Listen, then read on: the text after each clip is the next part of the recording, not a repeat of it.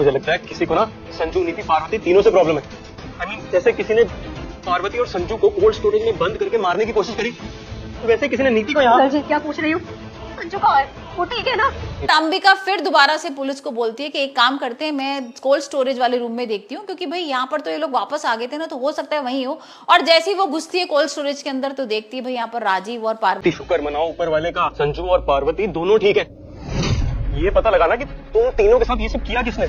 Inspector साहब, जो कुछ किया है इस लड़की ने ही किया है।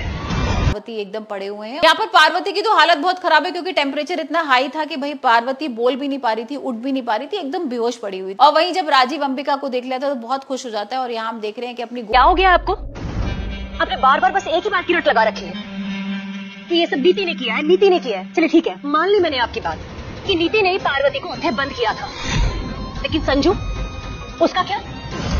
नीति संजू से प्यार करती है, शादी करना चाहती है उससे, और नीति मेरे संजू के लिए अपनी जान भी दे सकती है, इसलिए इसकी जान लेने की बात कभी सोच भी नहीं सकती। नीति खुद फंस जाती है अपने जाल में। भाई उसको लग रहा था कि दिलजीत उसका बहुत भरोसेमंद है, लेकिन यहाँ पर दिलजीत ही उसको धोखा दे देता है।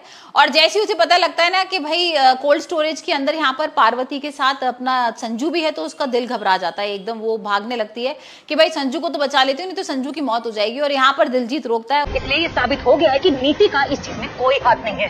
इंस्पेक्टर साहब, मैंने कुछ नहीं किया है, और मैं थोड़ी देर में पुलिस स्टेशन आती हूँ कंप्लेंट लिखवाने के लिए उस अननोन बंदे के खिलाफ जिसने मुझे यहाँ बंद कर दिया। मैं भी जानना चाहती हूँ कि कौन है वो।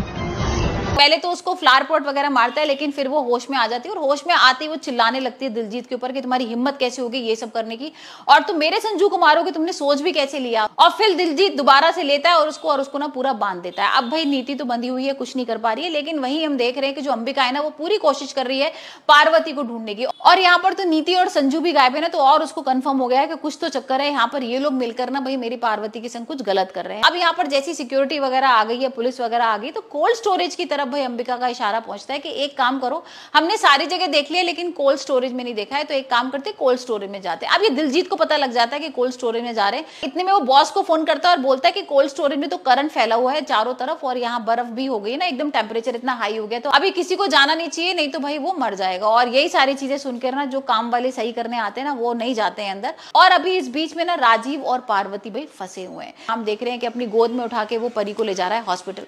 तो देखते हैं अभी अंबिका क्या पुलिस को बयान देती है, क्या नीति का नाम लेगी या फिर यहाँ पर दिलजीत को फंसाएगी।